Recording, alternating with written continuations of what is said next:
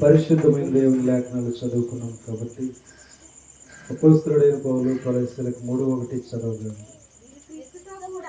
మీరు క్రీస్తుతో కూడా లేపబడిన వారైతే పైనున్న వాటిని వెదకుడి, అక్కడ క్రీస్తు దేవుని కుడిపార్శ్వమున కూర్చొని ఉన్నాడు.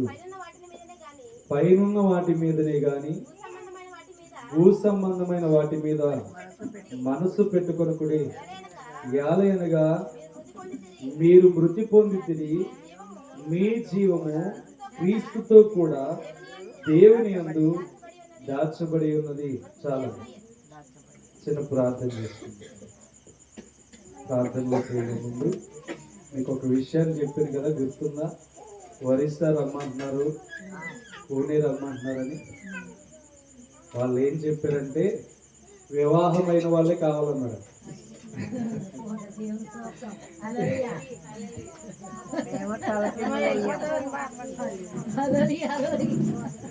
వివాహమైన వారినే కావాలని వాళ్ళు చెప్పారు. అది కూడా మన 28నే చెప్పారు. ఇంకా పోస్ట్ ఖాళీగానే ఉంది అలాగే. కాబట్టి ప్రార్థన చేయండి. దేవుని చిత్తమైతే ఏదైనా సరే ఆయన రాజ్యము మారదు కనుక వాళ్ళు ఇంకా మనకి ఏ విషయం చెప్పలేదు, మరలా కనుక్కొని చెప్తామన్నారు ఏ విషయం. కాబట్టి వాళ్ళైతే ముందు చెప్పింది ఏంటంటే వివాహమైన వారు మాత్రమే సేవకులు కావాలని అడిగారు. కాబట్టి ఏదేమైనా చిత్తం, మీరు కూడా ప్రార్థించండి. ప్రార్థన చేసుకుని వాక్యంలోకి వెళ్ళిపోతాం. పరిశుద్ధమైన దేవా, మహాగణుడానికి వందనాలు. ఆశ్చర్యకరుడు, అద్భుతములు చేయ దేవుడు తండ్రి, నీ పరిశుద్ధమైన నామాన్ని బట్టి, నీ నామం పేరట ప్రభా ఇదిగో నూతన సంవత్సరములు అడుగుపెట్టి మా యొక్క జీవితాలు ఇంత వెలుగుని ఇచ్చి నీవే ముందుకు నడిపిస్తున్న బాటను బట్టి స్తోత్రాలు. నీవే దీవించి ఆశీర్వదించి బలపరిచి వాక్యంలోనికి వెళ్లే ముందు ప్రభా ఇదిగో తండ్రి రీతిగా ప్రార్థించి నీ మార్గం ముందు ప్రభు అడుగుచుండగా నీ కృపా సన్నిధి మాకు దయచేయమని యేసు నామం పేరట అడుగుచున్నాం తండ్రి.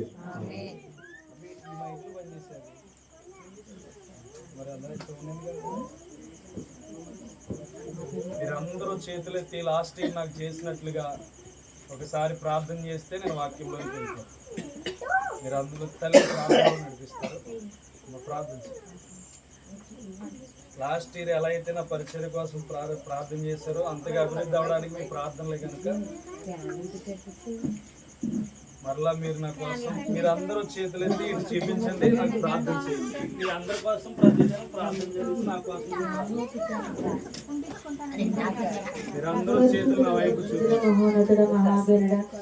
ఈ పాదాల స్తోత్రాలు స్తుతులు చెల్లిస్తున్నాము ఆయన తండ్రి. నా ప్రభువా ఆయన సంవత్సరాంతరం రాసి కాసి కాపాడి ప్రభువా ఆయన సంవత్సరంలో తండ్రి ఈ రీతిగా పత్రాన్ని చేస్తున్నామని బట్టి అందరూ చేస్తున్న స్తోత్రాలు ప్రభా. ఈ పాలకూరు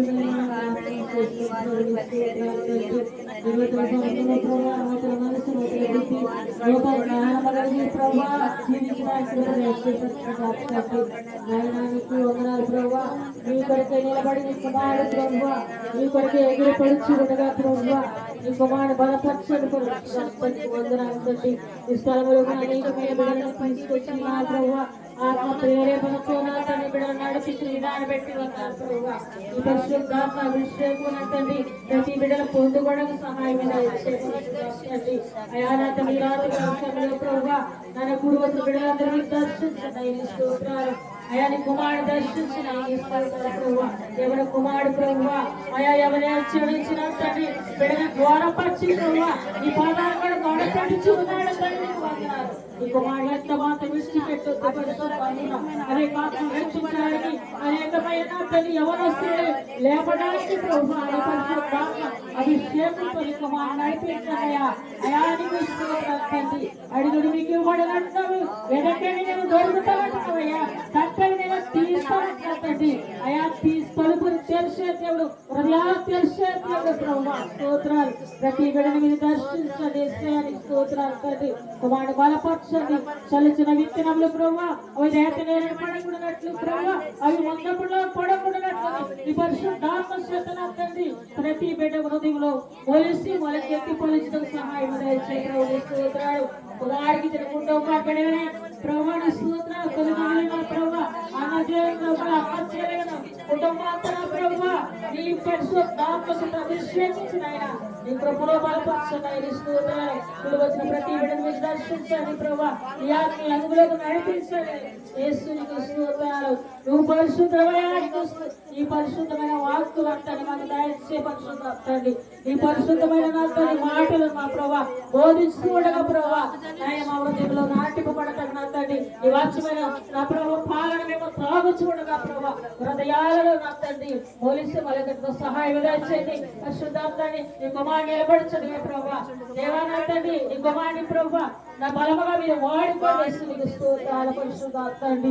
అయా ఈ భయంకర దినాలు నా తండ్రి అయా తండ్రి ఆస్తి పనులంతా సందర్భాలు వారు ఎంతో మంది లేకపోయారయ్యా అయా ప్రభా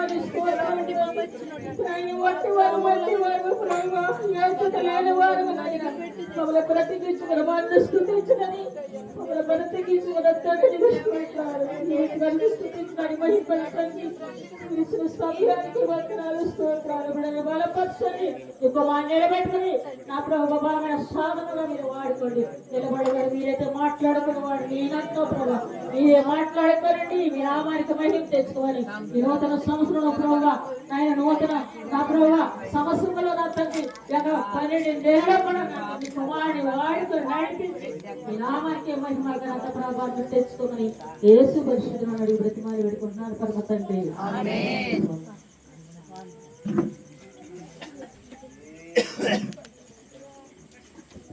ప్రార్థన చేసి మీ అందరికీ రోజు వాక్యం ఎందుకంటే పేతురు చెరసాల్లో ఉన్నప్పుడంతా సంఘం ఆసక్తి కలిగి ప్రార్థన చేసింది. చెరసాలు ఏమైనాయంటే బద్దలైపోయింది. కాబట్టి మీ ప్రార్థన సంవత్సరం అంతా నాకు కాపుదలుగా ఉండదు కాక. రైట్ అయిపోయిందరా.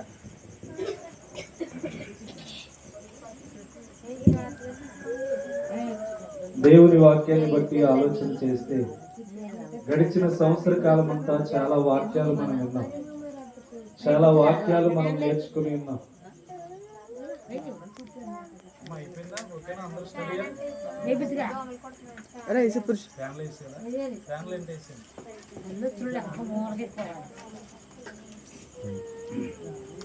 దేవుడు మనల్ని ఎంతగానో ప్రేమించి 2025 సంవత్సరం మనకి ఇచ్చాడు. అందుకే దేవునికి గట్టిగా స్తోత్రం చేద్దామా? హల్లెలూయా. రైట్.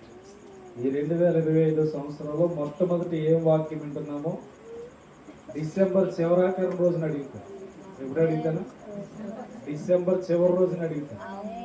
అర్థమవుతుందా?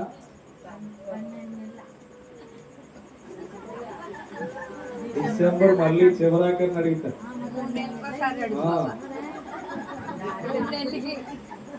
ఈ వాక్యం ఈ రోజు గుర్తెట్టుకుంటే 2025 సంవత్సరం అంతా జయ జీవితాన్ని పొందుతాం. అర్థమవుతుందా? అందుకనే చివరాఖరిని అడుగుతాను అన్నాను. ఇది గుర్తులేని వాళ్ళు జయ జీవితం పొందలేదు. అర్థమవుతుందా? కాబట్టి ఎలా అయితే నూతన సంవత్సరాన్ని దేవుడు మనకి ఇచ్చాడో నూతనమైన కార్యాలు చేయడానికి మనం ఇష్టపడాలి. అర్థమవుతుందా? నేను ఎందుకు అడుగుతానన్నానంటే నాకు పరలోకం నుంచి 2 కోట్లేం దేవుడు పంపించడు. అర్థమవుతుందా? మన ఆస్తి పరలోకంలో కట్టబడుతుంది కాబట్టి ఆ విషయాన్ని మీకు జ్ఞాపకం చేస్తుంది. ఏదేమైనా అడుగుతానన్నానంటే అడుగుతాను కంపల్సరీ. ఎందుకంటే 12 నెలలు కళ్ళు మూసుకుంటే కళ్ళు తెరిచి అయిపోతాయి. రేపు తెల్లారితే 5వ తారీఖు పండగ అన్నాం, అన్నీ అయిపోయింది. మన వారం చెప్పుకున్నాం కదా, చెప్పుకున్నట్టే అయిపోయింది. కాబట్టి బట్టల ఖర్చు 10,000 ఏమైపోయినాయి? వృధా అయిపోయింది. కాబట్టి ఇవన్నీ కాదు, కానీ పరలోకమందు మన స్థానాన్ని కట్టుకోవడానికి 2025 ఏర్పాటు చేసుకుంది. అర్థమవుతుందా? 2024లో ఏమైతే చేశామో, దేవునికి వ్యతిరేకంగా ఏ పొరపాట్లు అయితే చేశామో, ప్రార్థన చేయాలనుకున్నప్పుడు చేయలేకపోవడం, లేకపోతే వాక్యం వినడానికి వెళ్ళాలనుకున్నప్పుడు వెళ్ళలేకపోవడం, లేకపోతే దేవుని సన్నిధికి వెళ్ళాలా వద్దని ఆలోచనలతో ప్రార్థన మానేయడం, ఇవన్నీ చాలా విషయాలు జరిగి ఉంటాయి. కాబట్టి ఇక సంవత్సరంలో మనం ఏం చేయాలంటే ప్రార్థన ఎక్కడుంటే అక్కడికి పరుగులు పెట్టడానికి ప్రయాసపడాలి. అర్థమవుతుందా? మన జీవితాలను బాగు చేసేది ఏంటి? వాక్యం. అర్థమవుతుందా? ఆ వాక్యం ఎక్కడైతే విత్తబడుతుందో ప్రతి ఒక్కరూ వాళ్ళ జీవితాన్ని కట్టుకోవడానికి, బాగు చేసుకోవడానికి దేవుడు అంటున్న మాట ఏంటంటే, మీరు పైనున్న వాటిని, క్రీస్తుతో కూడా లేపబడిన వారైతే పైనున్న వాటిని వెతకాలి. కాబట్టి ఈ దినము నుంచి మనం చేయవలసింది ఏంటంటే, పరలోకమందున్న వాటిని ఏంటి అని తెలుసుకోవడం ప్రారంభించాలి. అర్థమవుతుందా?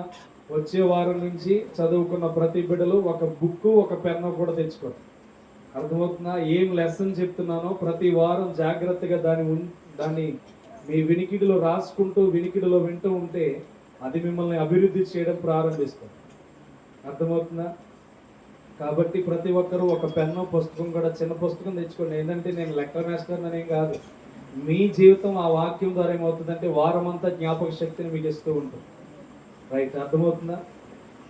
అయితే వాక్యాన్ని బట్టి ఆలోచన చేస్తే ఈ 24వ సంవత్సరం అంతా మనము చాలా అభిప్రాయాలు కలిగిన జీవితం నడిచాం. చాలా ఆశీర్వాదాలు కలిగిన మాటలు మన చెవిలో పడ్డాయి. పొందుకోవలసిన వారు పొందుకున్నారు, పొందుకోలేని వారు పొందుకోలేకపోయారు. అయితే ఈ 2025వ సంవత్సరం దేవుడు మనకి ఎందుకు ఇచ్చాడనే తలంపు మనలోనికి రావాలి.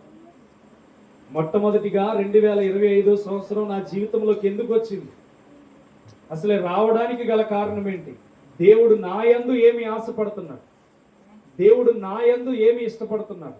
కేవలం ఎవరెవరికో లేని స్థితి నాకు 2025 ఇచ్చాడంటే, నా ఆరోగ్యం బాగుగా చూసి, నా ఆరోగ్యం అంతటిని సక్రమంగా నడిపించి, నాకెన్నో ఇబ్బందులైనా వాటన్నిటి నుంచి తప్పించి ఈ 2025 నాకు ఇచ్చాడంటే కంపల్సరీ దేవుడు నా నుండి ఏదో కోరుకుంటున్నాడని మీ జీవితాలు రెట్టింపుతో ఆలోచన చేయాలి. అర్థమవుతుందా?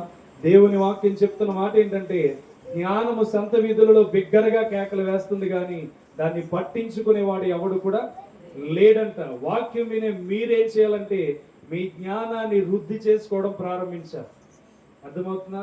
మీ జ్ఞానాన్ని అభివృద్ధి చేయడం ప్రారంభించాలి. ఎందుకంటే దేవుడు మనకిస్తున్న కొలది మన జ్ఞానం మరింతగా ముందుకు వెళ్ళాలి కానీ దాన్ని అణచివేసే రీతిగా ఉండకూడదు. క్రొత్తలో కాబట్టి మనం తెలుసుకోవాల్సింది ఏంటంటే, క్రీస్తు చెప్తున్న మాట ఏంటంటే, క్రీస్తు ద్వారా పుట్టిన వారమైతే పైనున్న వాటిని వెతకమంటున్నాడు. అయితే ఈ 4 రోజుల్లో మనం ఏం చేసామనేది పక్కన పెట్టేయండి. ఈ 4 రోజుల్లో ఏం మాట్లాడేది మనం పక్కన పెట్టేయండి. అయితే గడవబోతున్న ఈ 2025 సంవత్సరంలో 12 నెలలు ఉన్నాయి కనుక ఈ 12 నెలల్లో నువ్వు ఏం చేయాలి దేవుని కొరకు అనేది టార్గెట్ పెట్టుకోండి. అర్థమవుతుందా? క్రీస్తు నీ కొరకు పిండముగా ఉన్నప్పటి నుంచి 24వ సంవత్సరం వరకు కాచి కాపాడి భద్రపరిచాడు. నీకు వచ్చిన సమస్యలన్నిటి నుంచి ఆయన రక్షించాడు. అయితే 2025 నీకు ఇచ్చాడంటే కంపల్సరీ ఆయన కొరకు నువ్వేం చేయాలనేది ఈ సంవత్సరం గుర్తుపెట్టుకోండి. అర్థమైందని చెప్పింది ఎంతమందికి అర్థమైంది? దేవునికి స్తోత్రం. కాబట్టి బాగా గుర్తుపెట్టుకోండి, డిసెంబర్ 25వ తారీఖుకి నువ్వు మహా అద్భుతంగా మార్చబడాలి. అర్థమవుతుందా? ఈ లోకంతో సంబంధించిన వాడిగా నీ జీవితం ఉండకూడదు. ఈ లోకంలో క్రియలు కలిగిన వారిగా నీ జీవితం ఉండకూడదు. ఎందుకంటే జరిగిపోయిన సంవత్సరంలో కొన్ని వాక్యాలను వింటూ వెళ్ళిపోయావు కానీ ఇప్పుడు ఈ సంవత్సరంలో మొట్టమొదటి వాక్యం వింటున్న నీవు డిసెంబర్కి వెళ్ళే సమయానికి దేవుని కొరకు నేనేం చేసిన వాడిగా కనబడాలని కనుదృష్టికి అని చెప్పి మనం ప్రయత్నం చేయాలి. అర్థమవుతుందా? మన హృదయం డబ్బు చుట్టూ తిరగదంటే తిరుగుతారు, అన్యాయమైన క్రియల చుట్టూ తిరగదా అంటే తిరుగుతుంది. కానీ దాన్ని కంట్రోల్ చేయడమే మన యొక్క పరిస్థితి. దేవుడిచ్చిన శక్తిని మనం పరిగణించుకోవడమే మన పరిస్థితి. అర్థమవుతుందా? అటు చుట్టూ తిరిగి ఇటు చుట్టూ తిరిగి అన్ని వాక్యాలు విని సరదాగా విడిచిపెట్టేస్తే మాత్రం దానికి ఫలితం ఉండదు. డిసెంబర్ 25వ తారీఖు నువ్వు బహు విశ్వాసముగా నిలబడాలంటే, ఈ రోజు నుంచి నీ జీవితం ఏమవ్వాలంటే ప్రతి డే ఏమవ్వాలంటే ఒక లైఫ్ చేంజింగ్ కనబడాలి నీలో. ఈరోజు 2 నిమిషాలు ప్రార్థన చేసావు, రేపటి దినాన 3 నిమిషాలు అవ్వాలి. రేపటి దినాన 3 నిమిషాలు ప్రార్థన చేసావు, 4 నిమిషాలు అవ్వాలి. అంటే ప్రతి దినము నీలో ఒక స్టెప్ ఏర్పడుతూ ఉండాలి. అలా ఏర్పడుతూ ఉన్నప్పుడే క్రీస్తు నీలో ఉన్నాడని ఆలోచన నీలోకి వస్తుంది. క్రీస్తు నీ స్వారూప్యంలో నీకు వస్తున్నాడనే ప్రాధాన్యత నీలో కనబడుతుంది. అందుకనే ఈ కొలస్సీలకు రాతూ ఏమంటున్నాడంటే, మీరు క్రీస్తుతో కూడా లేపబడిన వారైతే పైనున్న వాటిని వెతకండి. మనం ఎప్పుడైతే పైనున్న వాటిని వెతుకుతామో ఆ పైనున్నవన్నీ ఈ భూలోకంలో మనకు అప్పగిస్తూ ఉంటాడు దేవుడు. మనకి ఏదైతే ఆయనకి ఇష్టమైనవి చేయడం ప్రారంభిస్తామో, ఆయనకి ఇష్టమైనవి ఏంటా అని కనుక్కుంటామో, ఆ కనుగొన్న విధానాన్ని బట్టి దేవుడు ఏం చేస్తాడంటే మనకు ఒక అధికారం ఇస్తాడు. అధికారం అంటే ఒక గ్రిప్ని ఇస్తాడు మనకి. ఏదైనా సరే జయించగల వాళ్ళమని చెప్పి దేవుడు మనకి తెలియచేస్తూ ఉంటాడు. ఈ రోజు మనం ఎందుకు జయ జీవితాన్ని పొందలేకపోతున్నామంటే, అపజయాలు పాలైపోతున్నాం, కన్నీటి పాలైపోతున్నామంటే కేవలం క్రీస్తు మనలో ఉన్నాడని గుర్తింపు చేయకుండా మనము ఆయన్ని అవమానపరుస్తున్నాము గనక మన కన్నీరు ఆగకుండా అలాగే నడుస్తూ ఉంది ఎన్ని సంవత్సరాలైనా. అర్థమవుతుందా? మనకు వచ్చే ప్రతి అవరోధన నుంచి ఎవరు బయటికి తీసుకువస్తారంటే దేవుడు తీసుకువస్తాడు. మనకు వచ్చే ప్రతి సమస్య నుంచి ఎవరు తీసుకువస్తారంటే దేవుడు తీసుకువస్తాడు. ఏ పరిస్థితిలోనైనా మనల్ని కాపాడేది ఎవడంటే దేవుడే మనల్ని కాపాడుతాడు. అర్థమవుతుందా? దీన్ని బట్టి మనం ఆలోచన చేస్తే ఈ 25వ సంవత్సరం అంతటిలో మనం ఏ రీతిగా ప్రార్థిస్తున్నామో, ఏ రీతిగా మాట్లాడుతున్నామో, పొరుగు వారితో ఏ విధముగా మన ఆలోచన కలిగి జీవిస్తున్నామో ప్రతి ఒక్కటి కాలిక్యులేషన్ చేస్తూ ముందుకు వెళ్ళండి. ఏ దినాన్ని ఏ తప్పు చేస్తున్నాం కాలిక్యులేషన్ చేయి. ఏ పొరపాటు జరుగుతుంది కాలిక్యులేషన్ చేయి. దాన్ని బట్టి రేపటి దినాన్న ఇది చెయ్యకూడదు, నేను నా దేవుని దృష్టికి ఇది కరెక్ట్ కాదు, నా దేవుడు పరలోకమందున్న వాటిని వెతకమన్నాడు, క్రీస్తుతో కూడా లేపడబడిన వారైతే పైనున్న వాటిని వెతకమని చెప్పాడు కనుక నేను వెతికే ప్రతిరోజు నా దేవుని కొరకు వెతకాలనే ఆలోచన మనలోనికి రావాలి. అర్థమవుతుందా? మనకి తెలియని విషయం ఏంటంటే క్రీస్తు మానవుల్ని పుట్టిస్తున్నాడు, మరలా అదే మానవుల కొరకు సేవకుల్ని ఏర్పాటు చేస్తాడు. అంటే అసలు పుట్టించకపోతే గొడవే ఉండదు కదా. ఆడవారి గర్భఫలమును మూసేస్తే అసలు పుట్టే వాళ్ళే ఉండరు కదా. దేవుడు ఇంకా బాధపడే అవకాశం ఉండదు కదా. దేవుడు ఇంకా గాయపడే అవకాశం ఉండదు కదా. మరి ఇలా ఆలోచించి దేవుడు స్త్రీ గర్భఫలాన్ని మూసేస్తే ఏమవుతుంది? జీవితం అంతమైపోతుంది ఒక రోజు. అవునా? కానీ దేవుడు అంత ప్రేమమూర్తి, అంత కృప కలిగిన వాడే మన జీవితాలు బాగుండాలని ఆయన పుట్టిస్తున్న వారి కొరకు మరలా సేవకుల్ని ఏర్పాటు చేసి సేవకుల ద్వారా బ్రతిమాలుకుని మారు మనసు పొందండి అని చెప్పి ఎన్నో సభలు నిర్మిస్తూ సేవకుల మీద దాడి జరుగుతున్నా భరించండి అని చెప్తూ ఎన్నో విషయాలను తెలియజేస్తున్న దేవుణ్ణి మనం ఇంకా గాయపరచడం అనేది సత్యం కాదు. అర్థమవుతుందా? మనము తప్పకుండా ఈ సంవత్సరంలో చేయవలసింది ఏంటో తెలుసా? నిన్ను బట్టి దేవుడు గణపరచబడాలి, నీ స్థితిని బట్టి దేవుడు హెచ్చించబడాలి. నువ్వు ఎవరితో మాట్లాడినా నీ పెదవులంట రావాల్సింది ఏంటో తెలుసా? క్రీస్తు స్వారూప్యంలోని మాట్లాడతాడు అతడు అని చెప్పి నీ యొక్క ఉద్దేశం ఉండాలి. ఎదుటివాడు నీ కోసం మాట్లాడినప్పుడు ఎలా అయితే మాట్లాడుతున్నాడో వాడు ఇలాంటి వాడు అలాంటి వాడని చెప్పడం కాదు, అతడు దేవుని కొరకు బ్రతుకుతున్నవాడని నీ జీవితం కొరకు మాట్లాడాలి. అలా 2025 సంవత్సరంలో ఒక తీర్మానం మనం తీసుకోవాలి. తప్పులు చేస్తున్న కొద్దీ మన జీవితం బాగుంటే బాగుంటుంది. దాని పొరపాటును బట్టి ఒకవేళ ముగించబడితే ఏమవుతుందో మీకు ప్రతి క్షణం తెలియజేస్తూనే ఉంటున్నాను. కాబట్టి మనం చేయవలసిన విధానంలో కొన్ని క్రియలను మీకు తెలియజేస్తున్నాను. నూతనమైన సంవత్సరంలో అడుగుపెట్టిన మనము నూతనమైన క్రియలు చేయడానికి ప్రారంభించాలి. అర్థమవుతుందా? ఏమండి, పిల్లలు ఉన్నారు, పిల్లలను చక్కబెట్టాలి. వాళ్ళందరి భర్త ఉన్నాడు, భర్తను చక్కబెట్టాలి. ప్రతి ఒక్క పరిస్థితి రొటేషన్ గా దేవుడు అప్పగించాడు కాబట్టి ఇది పర్వాలేదు. కానీ పనికిరాని వాటికి కూడా స్థానం ఇవ్వడం వల్ల ఎవరు చెడిపోతున్నారు? మనమే. అవునా? పనికిరాని వాటికల్లా చోటిస్తున్న మన బ్రతుకు ఏమవుతుందంటే చెడిపోతున్న బ్రతుకుని మరలా దేవుడు ఏం చేస్తున్నాడంటే బాగు చేయడానికి ఎంతగానో ఎదురు చూస్తున్నాడు. మరి ఇలాంటి క్రియలు మనం చేయడం అవకాశం అంటారా? అవకాశం ఇవ్వడం కరెక్ట్ అంటారా? కరెక్ట్ కాదు కదా. దేవుడు అదే తెలియజేస్తున్నాడు. ఈ 2025లో నువ్వు చేయవలసింది ఏంటంటే పైనున్న వాటిని వెతకడానికి మాత్రమే మనం ప్రయాసపడాలి. అర్థమవుతుందా? 51వ కీర్తన 11వ వచనం చూడండి. నీ సన్నిధిలో నుండి నన్ను త్రోసివేయకుము, నీ పరిశుద్ధాత్మను 10వ వచనం చూడమ్మా. దేవా, నాయందు శుద్ధ హృదయము కలుగజేయము, నా అంతరంగములో స్థిరమైన మనస్సు నూతనముగా పుట్టించుము. పరలోకములో పైనున్న వాటిని వెతికే వాడికి ఏమవుతుందంటే అంతరంగములోనంట శుద్ధ హృదయం కలుగుతుందంట.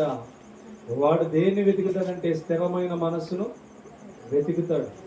ఈ నూతన సంవత్సరంలో నువ్వు చేయవలసింది ఏంటంటే నూతనముగా పుట్టడం ప్రారంభించాలి. అర్థమవుతుందా?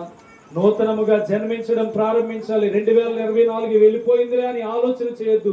అది వెళ్ళిపోయిందంటే, ఇది నాకు ఇవ్వబడిందంటే నేను నూతన క్రియలు చేయడానికి ఇష్టపడడానికి దేవుడు నన్ను నిర్మించుకున్నాడని ఆలోచన చేయాలి. అర్థమవుతుందా? చూడండి ఇక్కడ చెప్తున్న మాట, దేవా నా యందు శుద్ధ హృదయం కలుగు చేయము, నా అంతరంగంలో స్థిరమైన మనసు నూతనముగా పుట్టించుము. ఈ నూతన సంవత్సరంలో మనకి ఏం కలగాలంటే నూతనమైన హృదయం కలగాలి. అర్థమవుతుందా? నూతనమైన హృదయం మనం పుట్టడం ప్రారంభించబడాలి. ఎందుకు పుట్టాలి అంటే శాశ్వతమైన రాజ్యం ఒకటి ఉంది, అది త్వరలోనే రాబోతుంది.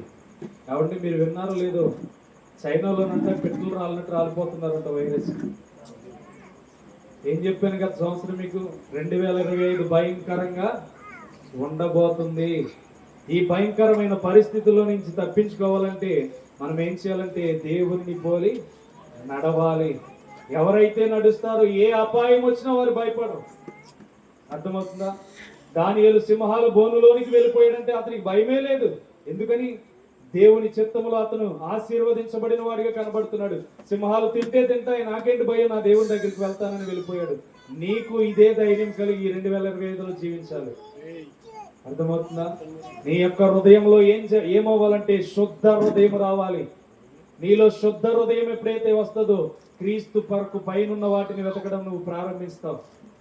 క్రీస్తు కొరకు రూపాంతరమైన అనుభవంలోనికి నువ్వు వెళ్ళడం ప్రారంభిస్తావు. దేవుని వాక్యం చెప్తున్న రీతిగా నువ్వేం చేయాలంటే నీలో శుద్ధ హృదయం రావడానికి ప్రారంభించాలి. నూతనమైన మనస్సు ధరించుకో.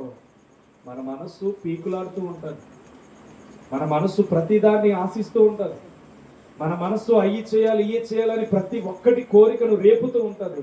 కానీ దేవుని దగ్గరికి వెళ్ళి, ప్రభువా ఈ 2025లో నాకు స్థిరమైన మనస్సు కావాలి, నేను గలిబిలి పడుతున్నాను, నా తలంపులన్నీ చెడిపోతున్నాయి, నా తలంపులన్నీ మారిపోతున్నాయి, నా హృదయం అంతా నువ్వు చెప్పినట్టు వినట్లేదు, నా క్రియలన్నింటినీ నువ్వు చెప్పినట్టు చేయట్లేదు, నా యందు స్థిరమైన మనస్సు నూతనముగా పుట్టించు అని దేవుని దగ్గరికి వెళ్ళి మనం ప్రాకులాడాలి. అర్థమవుతుందా? ఎవరి హృదయం వెంటనే స్థిరపడిపోదు, ఎవరి హృదయం అయితే దేవుని కొరకు ఎదురు చూస్తూ ఉంటుందో, ఎవరి హృదయం అయితే దేవుని క్రియలు చేయడానికి ఇష్టపడుతూ ఉంటుందో, వారి మనస్సులో ఏమవుతుందంటే శుద్ధ హృదయం రావడం ప్రారంభించబడుతుంది. అప్పుడు వాళ్ళ జీవితం స్థిరముగా నిలబడడం ప్రారంభిస్తుంది.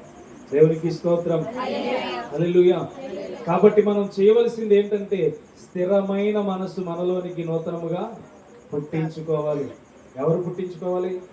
మనమే పుట్టించుకోవాలి. మనం పుట్టించుకోకపోతే మన జీవితాన్ని బాగు చేసేవాడు ఎవడు ఉండడు.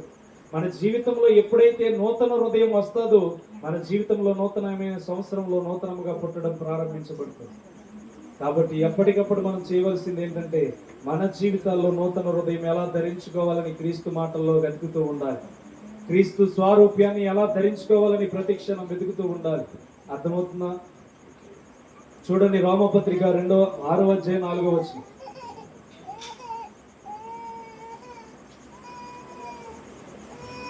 6వ అధ్యాయం 4వ వచనం. కాబట్టి తండ్రి మహిమ వలన క్రీస్తు మృతులలో నుండి ఎలాగు లేపబడినో అలాగే మనమును నూతన జీవం పొందిన వారమై నడుచుకొనున్నట్లు మనము బాప్తిసము వలన మరణములో పాలు పొందుటకై ఆయనతో కూడా పాతి పెట్టబడి ఉన్నాము. ఇక్కడ చెప్తున్న మాట ఏంటంటే మన శరీరం చనిపోవాలని చెప్తున్నాం. అర్థమవుతుందా? ఏమంటున్నాడు? మన శరీరము చనిపోవాలి. శరీరము చనిపోతేనే ఆత్మ సిద్ధపాటు అవుతుంది. ఈ శరీరానికి లేనిపోని కోరికలన్నీ పెట్టేది అపవాది, లేనిపోనివన్నీ తీసుకువచ్చేది అపవాది. అందుకనే యేసుక్రీస్తు వారు శరీర బలహీనతతో 40 దినాలు ఉపవాసం నుండి బయటకు వచ్చినప్పుడు ఎక్కడ దెబ్బ కొట్టిందంటే మొట్టమొదటిగా ఈ రాళ్ళను రొట్టెలు చేసుగా తిను అని చెప్తుంది. ఏమని చెప్తుంది? ఈ రాళ్ళను రొట్టెలు చేసుకుని తిను అంటున్నాడు. అంటే తినగలిగే శక్తి ఆయనకున్న, నీవు నన్ను శోధించడం మాత్రం తగదు, నీ మాటకు నేను లోబడే వ్యక్తిని కాదని దేవుడు తెలుసుకోగలిగాడు. అర్థమవుతుందా? ఈరోజు మనం మాత్రం ఏం చేస్తాం? మన శరీరానికి తగినట్టుగా అన్నీ ఏర్పాటు చేస్తాం, మన శరీరానికి నచ్చినట్టుగా అన్ని ఏర్పాటు చేస్తాం. కానీ శరీరమును చంపివేయమని ఇక్కడ వాక్యం చెప్తుంది. నీ యొక్క శరీరము చనిపోతే ఆయనతో కూడా పాతి పెట్టబడుతుంది కనుక నీ ఆత్మ ఏమవుతుందంటే జీవింప చేయడం ప్రారంభిస్తారు. శరీరాన్ని చంపేయమంటే దేవుని వాక్యం చెప్తున్న రీతిగా మన శరీరం అనేది నిలబడకూడదు, మన శరీర తలంపు అనేది మనలోనికి రాకూడదు. అర్థమవుతుందా?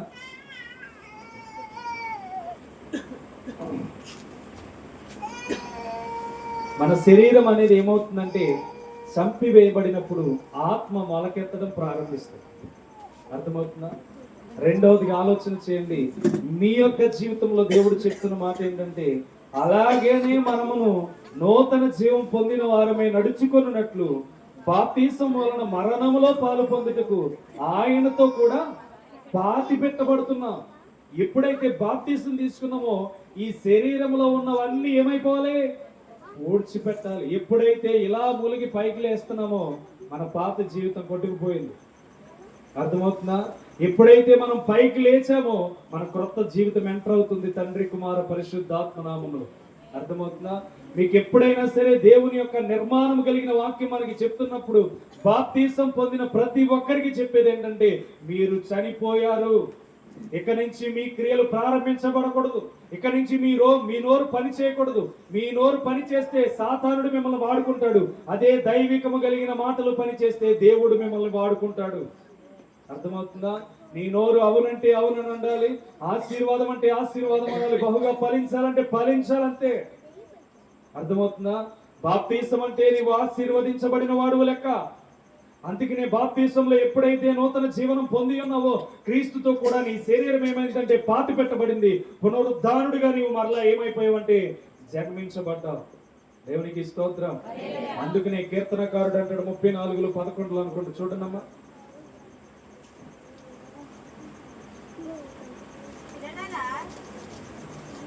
అమ్మ 13 చూడండి.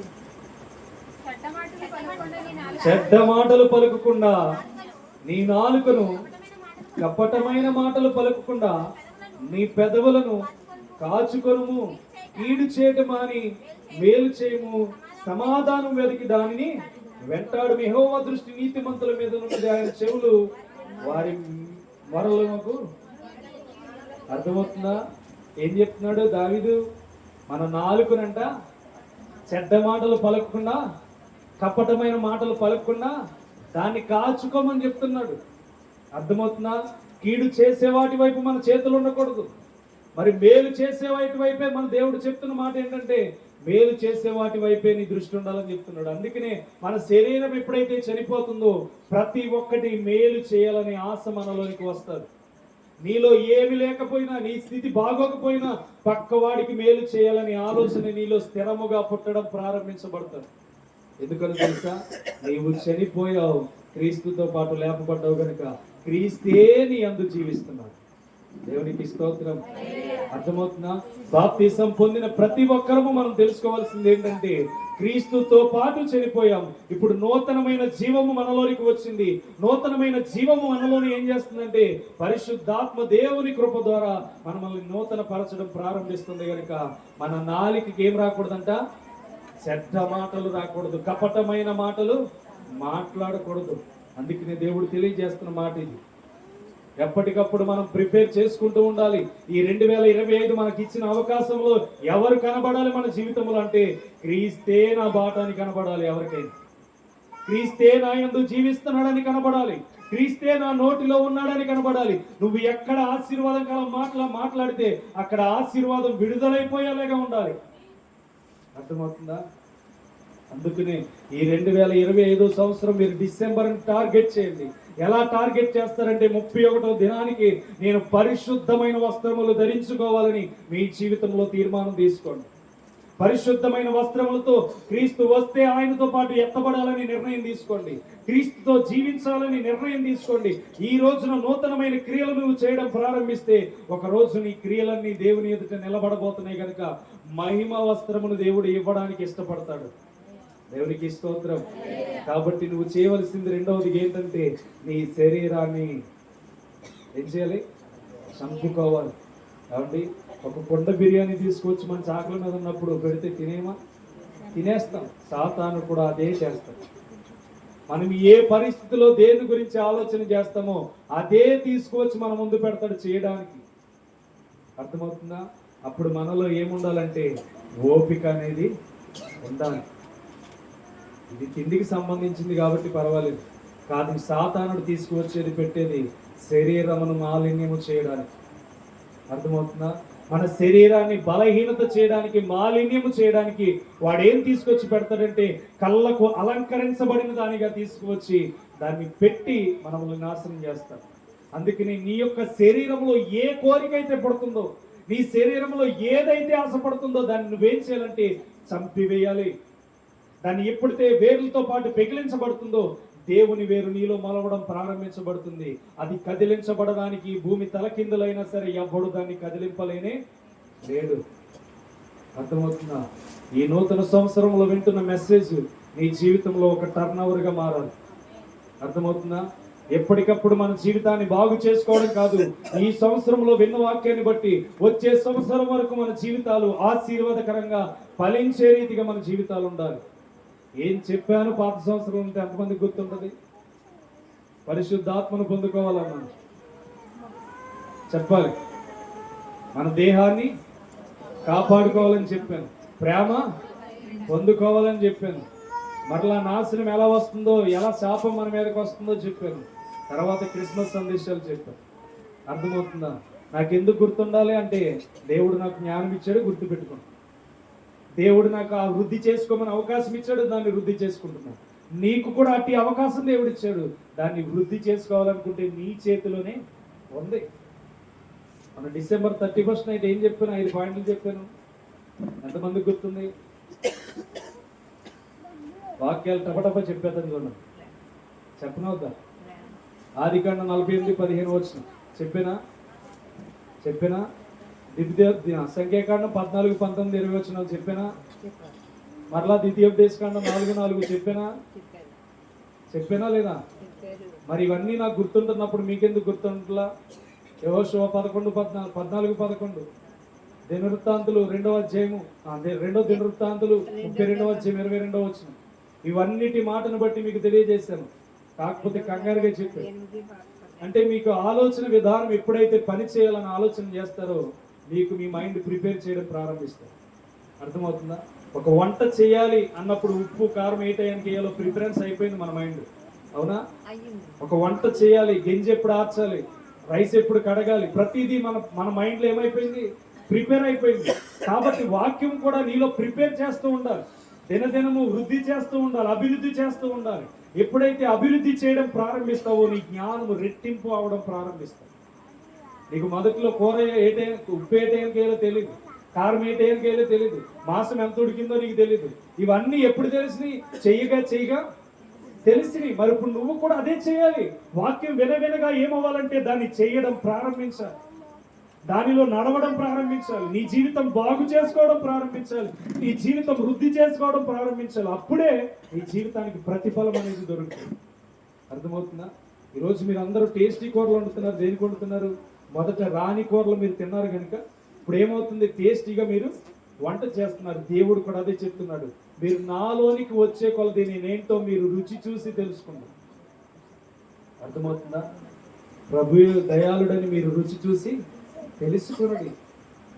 మనం ఎప్పుడైతే రుచి చూడగలుగుతామో ఆ రుచి మనకి ఏం చేస్తుందంటే మరింతగా మనకి నేర్పడం ప్రారంభిస్తుంది, ప్రిపేర్ చేయడం ప్రారంభిస్తుంది. నేర్చుకోలేని ప్రతిదాన్ని నేర్చుకోవడానికి ప్రయత్నానికి ముందుకు తీసుకువెళ్తూ ఉంటుంది. అందుకనే మనకి వాక్యాలు జ్ఞాపకం ఎందుకు ఉండవంటే మనకెందుకులే అనే ఆలోచన విడిచిపెట్టేస్తున్నాం. కానీ కూర డైలీ తింటాం కదా, దీన్ని ఎలా టేస్టీగా మార్చాలని ప్రతిదినం ఆలోచన చేస్తాం. రెండింటికి వ్యత్యాసం ఏంటంటే దాని మీద ఉన్న శ్రద్ధ ఈ వాక్యం మీద మనకి లేదు. ఎప్పుడైతే నీవు శ్రద్ధ కలిగి వాక్యం వింటావో నీ జీవితం నూతన జీవనం పోసుకోవడం ప్రారంభిస్తుంది.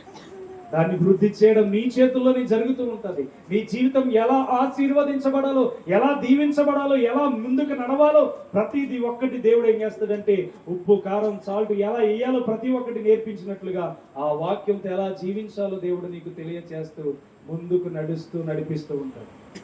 అర్థమవుతుందా? రెండవది ఏంటంటే నువ్వు నూతన జీవనం కలిగి జీవించాలి. ఈ నూతన సంవత్సరంలో నూతన జీవనం కలిగి నీవు జీవించాలి. అర్థమవుతుంది? రోమపత్రిక 12:2 చూడండి. రోమపత్రిక 12:2 మీరు ఈ లోక మర్యాదను అనుసరింపక ఉత్తమమును అనుకూలమును సంపూర్ణమునైన దేవుని చిత్తమేదో పరీక్షించు తెలుసుకున్నట్లు మీ మనస్సు మారి నూతన మొగుట వలన రూపాంతరం పొందిడి. ఏమన్నాడంట? మీరు ఈ లోక మర్యాదను ఏం చెప్పమన్నాడు? అనుసరింపకూడదు. ఈ లోకం ఏం నేర్పిస్తుంది మనకి? పాపాన్ని నేర్పిస్తుంది.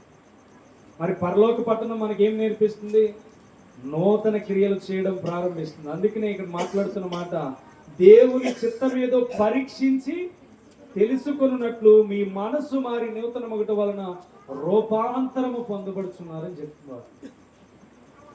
అర్థమవుతుందా? మనము దేవుని చిత్తాన్ని పరీక్షించి తెలుసుకోవాలి. ఎలా పడితే అలా నోటితో వాక్యం మాట్లాడుతూ, లేకపోతే నోటితో అపవిత్రమైన మాటలు మాట్లాడుతూ, ఈ రెండిటికి వ్యత్యాసం ఏంటంటే దేవుడు చెప్తున్న మాట, దేవుని చిత్తము సరిగ్గా తెలుసుకొని మీరు ముందుకు వెళ్ళండి అని చెప్తున్నాడు. దేవుని చిత్తమును పరీక్షించి తెలుసుకున్నట్లు మీ మనసు మరీ నూతన మగుట వలన రూపాంతరము. నువ్వు మూడవదిగా రూపాంతరంలోనికి రావాలంటే దేవుని చిత్తాన్ని కనుగొనాలి. దేవుడు ఏం ప్రిపేర్ చేపిస్తున్నాడు నీ జీవితం నుంచి, దేవుడు ఏం నేర్పిస్తున్నాడు నీ జీవితం నుంచి అని ఆలోచన చేయాలి. ఏమండి, ఒక జాబ్ కంపెనీలో పని చేస్తున్నాం. యజమానుడు 10 మందికి సాఫ్ట్వేర్ జాబ్ను అప్పగించాడు. ఇది మనం కంప్లీట్ చేయాలి ఈ మంత్ కానీ. అప్పగించినప్పుడు 9 మంది కరెక్ట్గా చేసి ఒకడు తప్పు చేశాడు. దాన్ని బట్టి కవర్ అయిపోతుంది, ఒక్కడే కాబట్టి కవర్ అయిపోతుంది. కానీ ఒక్కడే కరెక్ట్గా చేసి 9 మంది చేస్తే ఆ సాఫ్ట్వేర్ ఏమవుతుంది? లాస్ వస్తుందా? రాదా? లాస్ వచ్చేస్తుంది. ఇప్పుడు అదే జరుగుతుంది. క్రీస్తు అనేక మంది ప్రజలను పుట్టిస్తే దేవుని చిత్తాన్ని ఎరిగేవాడు ఎంతమందిలో ఒకడుంటే దేవుని చిత్తాన్ని కనుగొన్నవాడు అనేక మందిగా ఉన్నారు. అందుకని దేవుడు చెప్తున్నాడు, ఏం చెప్తున్నాడు అంటే దేవుని చిత్తం మీద పరీక్షించి తెలుసుకొనాలి. మనం ఎప్పుడైతే పరీక్షించి తెలుసుకుంటామో మన జీవితం వృద్ధి అవ్వడం ప్రారంభించబడుతుంది, మన జీవితం ఆశీర్వదించబడడం ప్రారంభించబడుతుంది. దేవుడు ఎందుకండి? దేవుడు అనేకమైన విషయాలు తెలియచేయాలంటే దేవుడు మన యందు ఏదో కోరుకుంటున్నాడు కనుక, మన జీవితాల్లో ఏదో కోరుకుంటున్నాడు కనుక. ఏమండి, మోషే గనక 40 దినాలు పైన దేవునితో గడపకపోతే గనక ధర్మశాస్త్రం మోషే ద్వారా అందించబడేది కాదు. అర్థమవుతుందా? మోషే దేవుడు పైకి రమ్మన్నాడు కదా, ఎందుకులే ఏంటో చెప్పాను ఇక్కడే అన్నాడు అనుకో, పైకి వెళ్లకుండా మోషే ద్వారా ధర్మశాస్త్రం అందించబడేదే కాదు. మోషే దేవుడు పిలిచాడని వెళ్ళిపోయాడు. ఆ అరణ్యం, కొండ ప్రాంతంకు వెళ్ళిపోయి ఏమైందంటే దేవునితో సహవాసం చేశాడు. ఏం జరిగింది అంటే మోషే ధర్మశాస్త్రాన్ని తీసుకొచ్చాడు. ధర్మశాస్త్రాన్ని కొట్టివేయబడడానికి క్రీస్తే దిగి వచ్చాడు. అంత నియమము కలిగిన ధర్మాన్ని మోషేకి అప్పగించాడు. అర్థమవుతుందా? ఈరోజు నీ స్థితి కూడా అదే ఆలోచన చేయలేకపోతున్నావు. దేవుని చిత్తమేంటో కనుగొంటే నీ ద్వారా అనేక మంది జీవితాలు బాగుపడచ్చు, నీ ద్వారా అనేక మంది పరిచర్య వృద్ధి చేయబడచ్చు, నీ ద్వారా అనేక మంది జీవితాలు బాగుపడచ్చు. అందుకనే దేవుడు చెప్తున్నాడు, ఆయన చిత్తాన్ని ఎలా కనుగొనాలంటే రుచి చూచి కనుగొనగలిగితేనే నీ జీవితం నూతనమైన రూపాంతరంలోనికి వెళ్ళడం ప్రారంభిస్తాడు. అర్థమవుతుందా? నువ్వు దేవుని చిత్తాన్ని ఏం చేయాలంటే పరీక్షించి తెలుసుకోవాలి. పరీక్ష లేకుండా ఎవడైనా పాస్ అవుతుందా? సర్టిఫికెట్లు ఇస్తారా? ఇవ్వరు. మరి దేవుడు కూడా అంతే. మనకు ఒక సర్టిఫికెట్ పరలోకం మంది ఇవ్వాలంటే దేవుడు అంటే ఏంటి అని పరీక్షించి తెలుసుకోవాలి. నార్మల్గా మాట్లాడితే ఏంటి, నార్మల్గా మాట్లాడకపోతే ఏంటి, దేవుని మాట్లాడితే ఏంటి, దేవుని మాటలు మాట్లాడకపోతే మన నోటికి ఏమవుతుందని ఎవ్రీథింగ్ మన దేహంలో గురించి మనం ఏం చేయాలంటే పరీక్షించి తెలుసుకోవాలి. లేఖనాల్లో దేహము గురించి ఏం రాయబడి ఉంది, దేహముతో ఉండే జీవితం ఎలా ఉంది, ఆత్మతో ఉండే జీవితం ఎలా ఉంది, ఆత్మ కొరకు జీవించే జీవితానికి ఏ లాభాలు ఉన్నాయి, శరీరంతో జీవించే జీవితానికి ఏ నష్టాలు ఉన్నాయి, ఎవ్రీథింగ్ మనం ఏం చేయాలంటే దేవుని చిత్తాన్ని స్టెప్ బై స్టెప్ తెలుసుకుంటూ పరీక్షిస్తూ ముందుకు వెళ్ళాలి. ఈ 2025 సంవత్సరంలో మనం చేయవలసింది అదే. దేవునికి ఇష్టమైంది ఏంటి? ఈ 2025 నాకు ఇచ్చాడు, ఆయన కొరకు నేనేం చేయాలి, అసలే ఆయన చిత్తాన్ని ఏం తెలుసుకోవాలి, పరీక్షించి తెలుసుకోమంటున్నాడంటే ఈ 2025లో నా జీవితాన్ని దేవుడు ఏదో ఒక రీతిగా మలుపుగా మార్చబోతున్నాడని మనం గుర్తుపెట్టుకోవాలి. అర్థమవుతుందా? భయంకరమైన దినాలు ఒక్క రోజులో కాదు, ఇంకా చూడబోయే రోజులు భయంకరంగా ఉండబోతున్నాయి. దేవుని లేఖనాలు స్పష్టంగా మాకు తెలియజేస్తాయి. భయంకరమైన దినాలు మన ముందు కనబడబోతున్నాయి. అయ్యో ఏంటి ఎలా జరిగిందని అని ఆలోచన చేయద్దు. అర్థమవుతుందా? ఎవరో అక్కంట తమ్ముడిని 15 సంవత్సరాలు తమ్ముడిని పెళ్లి చేసుకుంది. అర్థమవుతుందా? 55 ఏళ్ళ తండ్రి 30 ఏళ్ళ కూతుర్ని పెళ్లి చేసుకుంది. అంటే రివర్స్ జరుగుతుందా లేకపోతే ఏంటంటే జరిగే కళ్ళు ముందు కనబడే ప్రతి ఒక్కటి ఆలోచన విధంగా జరిగిపోతుంది. మనకి కళ్ళకు కనబడట్లేదు కానీ అనేకమైన ప్రాంతాల్లో ఘోరాతి ఘోరంగా ఇలా పెళ్లిళ్ళు చేసుకుంటారు. 30 సంవత్సరాల అక్క 15 సంవత్సరాల తమ్ముడిని పెళ్లి చేసుకుని ఏంటి ఇది కరెక్టా మీకు అని అడిగితే మాకు రూల్ కింద కరెక్టే అంటారు. అర్థమవుతుందా? కాలం వెళ్తున్నది ఎక్కడికి? అంత్య దినాల్లోనికి. ఈరోజు నూతన సంవత్సరం నీ జీవితంలో పెట్టాడంటే గురి కలిగి జీవించడంలో మర్చిపోవద్దు. క్రీస్తే నీ అందు నిలబడి ఉన్నాడు కనుక ఆయన కొరకు నువ్వేం చేయాలనేది పరీక్షించి తెలుసుకోవాలి. ఏమండి, దారిని పోతున్నాడు కదా అని చెప్పి దమస్క మార్గంలో పోతే పోని నా బిడ్డలను ఎంతమంది చంపుతాడని చెప్పి విడిచిపెట్టేస్తే గనక సౌలు వలన ఇలాంటి 14 పత్రికలు మన కోసం వచ్చేవి కావు. కానీ ఎప్పుడైతే సౌలు పౌలుగా మార్చబడ్డానికి ఇష్టపడ్డాడో పౌలు జీవితం అంతా ఒక చరిత్రగా మారిపోయింది. ఈ 2025 అడుగుపెట్టిన నీ జీవితం కూడా ఒక చరిత్రగా మారిపోవాలి, ఒక అద్భుతముగా మారిపోవాలని దేవుడు చెప్తున్నాడు. అర్థమవుతుందా? గుర్తింపు లేని జీవితాన్ని నీ జీవితంలో తెచ్చుకోవద్దు. గుర్తింపు లేని జీవితాన్ని నీ జీవితంలోనికి తెచ్చుకోవద్దు. అర్థమవుతుందా? ఎప్పటికప్పుడు దేవుడు తెలియచేస్తున్నది ఏంటంటే నీ జీవితాన్ని నువ్వే పరీక్షించి తెలుసుకోమని దేవుడు చెప్తున్నాడు. చూడండి, కొరింథీయులకు 5వ అధ్యాయం 17వ వచనం చూడండి.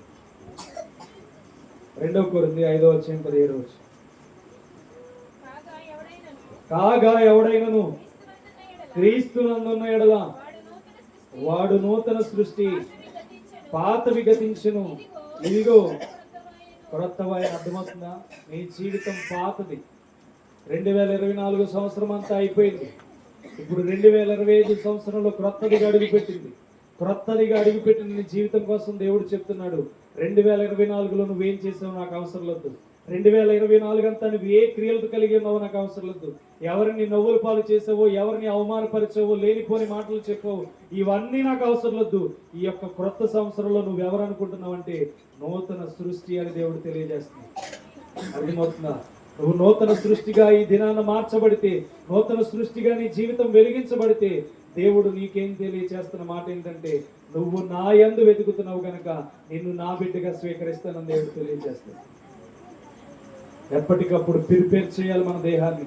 ఈ శరీరం చాలా కోరికలతో నిండిపోద్ది. కన్నులు సరిగ్గా ఉండవు, నడవడిక సరిగ్గా ఉండదు, చేతులు చేసే పని చేరువుగా ఉండదు. ఎవడైనా ఫ్రీగా, ఎవడైనా అన్యాయం చేసి డబ్బులు తీసేసుకోవాలంటే చాలా ఈజీగా తీసేసుకుంటారు.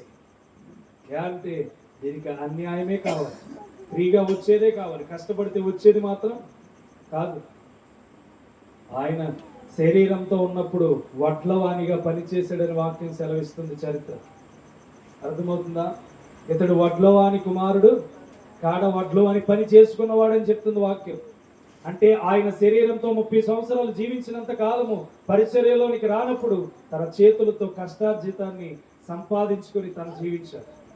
ఈ 2025లో ఏ కీడును తలంచుకొని మనం అడుగు పెట్టేమో కాదు, కానీ ఇప్పుడు దేవుడు తెలియచేస్తున్నది ఏంటంటే ఈ 2025 సంవత్సరంలో నువ్వు ఒక నూతన సృష్టిగా మారాలని దేవుడు ఇష్టపడుతున్నాడు. నువ్వు ఒక నూతన జీవితముగా మారాలని దేవుడు తెలియజేస్తున్నాడు. ఇక ఏం చేస్తావో దేవుని దృష్టికి అవసరం లేదు. పౌలు భక్తుడు కూడా ఆ సౌలుగా ఉన్నప్పుడు ఏం చేశాడో అవసరం లేదు. ఎప్పుడైతే అననీయ వెళ్ళి తన మీద చేతులు ఉంచాడో జరగబోయే జీవితం నూతనముగా మారిపోయింది. దేవునికి స్తోత్రం. ఈ రోజు నీ జీవితం కూడా ఏమైపోవాలంటే ఈ 2024 ముగించబడిపోయింది, అదే చేసింది మరలా ఇక్కడ చేయకూడదు. 2025 నూతన సృష్టిగా దేవుడు నిన్ను మార్చుకోవాలని ఇష్టపడుతున్నాడు. అర్థమవుతుందా? కాబట్టి నువ్వు చేయవలసింది ఏంటంటే దేవుని కొరకు ఏం చేయాలి, నూతన సంవత్సరంలో జరగబోతున్న 361 రోజులో నేనేం చేయాలి దేవుని కొరకు అనే ఉద్దేశం కలిగి జీవించాలి. మేము ఎందుకు ఎంత బలంగా ఉంటామో తెలుసా? నెక్స్ట్ డే ప్రిపేర్ చేసుకుంటూ ఉంటాం. ఏ పాపాన్ని ఎలా జయించాలి ప్రభు, ఏ పాపాన్ని ఎలా జయించాలి ప్రభు అని ప్రిపేర్ చేసుకుంటూ ప్రార్థనలో గడుపుతూ ఉంటాం కనుక జయ జీవితం ఏంటో నిలబడి ప్రతి చోట ప్రతి ఒక్కరికి చెప్పగలుగుతున్నాం. అర్థమవుతున్నా? సంవత్సరాలు ఈ వాక్యాన్ని బోధిస్తున్నామంటే ఇది అయిపోవచ్చు, కానీ అయిపోకుండా నూతన తలంపులు దేవుడు పుట్టిస్తున్నాడంటే ఆయన అందు ఉన్నది ఏదో మేము వెతుకుతున్నాము కనుక అదే దేవుడు మాకు నూతన సృష్టిగా ప్రతి దినం వాక్యాన్ని అందిస్తున్నాడు. దేవుడికి స్తోత్రం. కాబట్టి మనం ఎప్పటికప్పుడు ప్రిపేర్ చేసుకుంటూ ఉండాలి, మన జీవితంలో ప్రిపేర్ చేసుకుంటూ ఉండాలి. ఏంటయ్యా అంటే మనము నూతన సృష్టిగా మార్చబడడానికి దేవుడే ఇష్టపడుతుంటే లోకం మనల్ని ఎలా ఆపగలుగుతుంది? అర్థమవుతుందా? లోకం ఆపే రీతిగా మన పరిస్థితి, మన దేహాలు ఉండకూడదు. లోకమును ఆపే రీతిగా మన స్థితిగతులు ఉండకూడదు. ఎప్పటికప్పుడు ప్రిపేర్ చేసుకుంటూ ఉండాలి. చదవబడిన కొలస్సీలో 3:10 ఏమంటున్నాడు చూడండి. యాలయనగా ప్రాచీన స్వభావమును దాని క్రియలతో కూడా మీరు పరిత్యజించి జ్ఞానము కలుగు నిమిత్తము దానిని సృష్టించిన వాని పోలిక చొప్పున నూతన పరచబడుతున్న నవీన స్వభావమును ధరించుకొని ఉన్నారు. అర్థమవుతుందా? పైనున్న వాటిని వెతికే వాడికంట ప్రాచీన స్వభావం అంతా విడిచిపెట్టబడుతుందంట. ప్రాచీన స్వభావం అంటే ఏంటో తెలుసా? పాపముతో కూడిన జీవితం అంతా విడిచిపెట్టబడతాడు. వాడు ఏమవుతాడంటే నవీన స్వభావాన్ని, అంటే క్రొత్త తైలముతో నింపబడిన వాడిగా మార్చబడతాడంట. క్రొత్త మహిమతో నింపబడేవాడిగా ఉంటాడంట. క్రొత్త మాటలతో దేవునిని వెతుకుతూ ఉంటాడంట.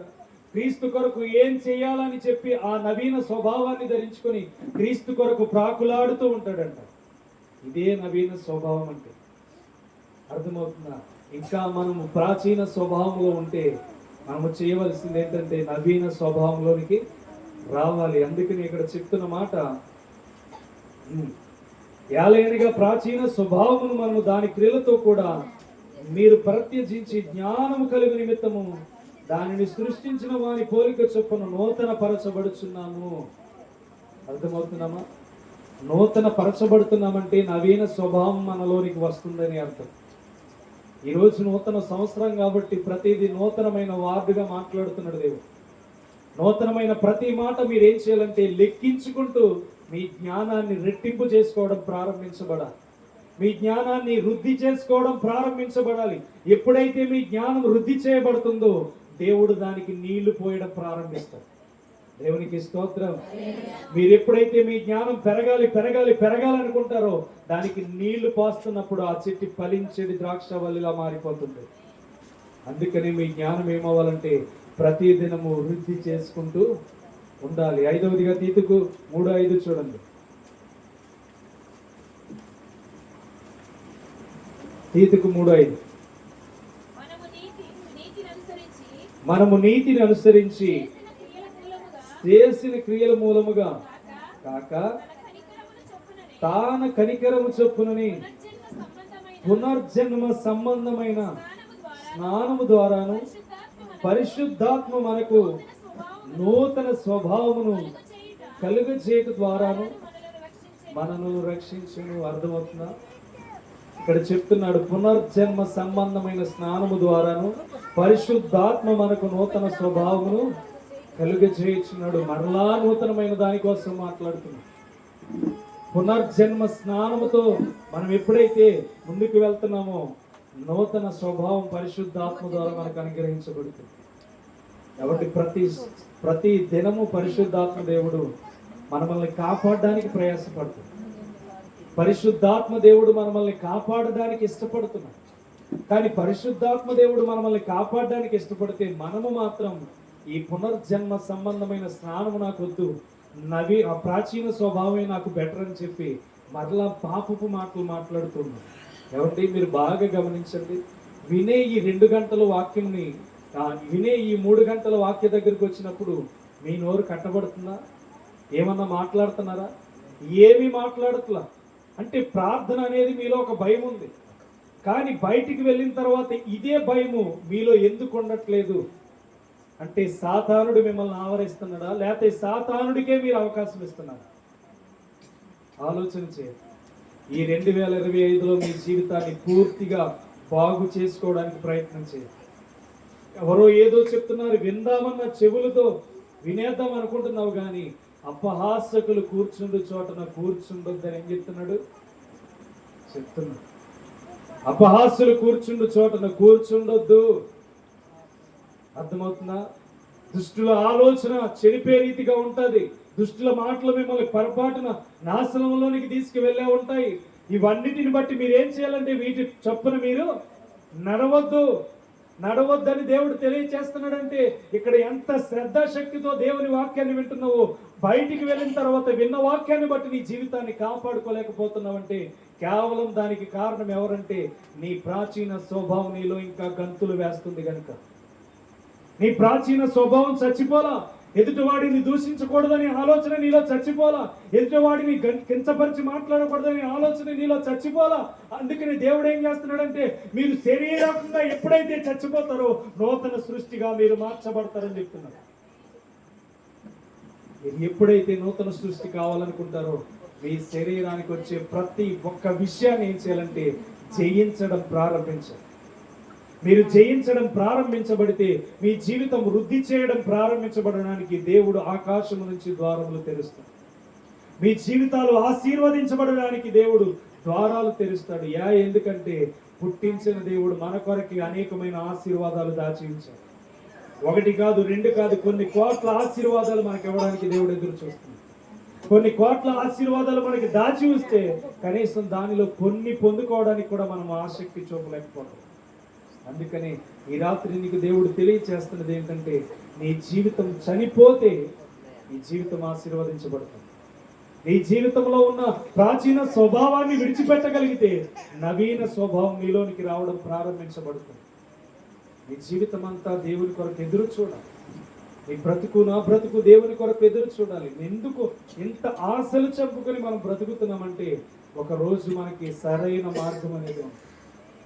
మన కోరికలన్నీ చంపుకొని బ్రతుకుతున్నాం. ఎదుటివాడు మనల్ని తిడుతున్న మనలో తగ్గింపు కనబడుతుందంటే, ఎదుటివాడు మనల్ని దూషిస్తున్నా మనకి తగ్గింపు కనబడుతుందంటే, అరే నీ గురించి వాడు అలా అన్నారా అని చెప్పినా మనం తగ్గించబడి ఉన్నామంటే కేవలం మన గురి ఈ లోకంలో లేదు. ఎక్కడుంది మన గురి?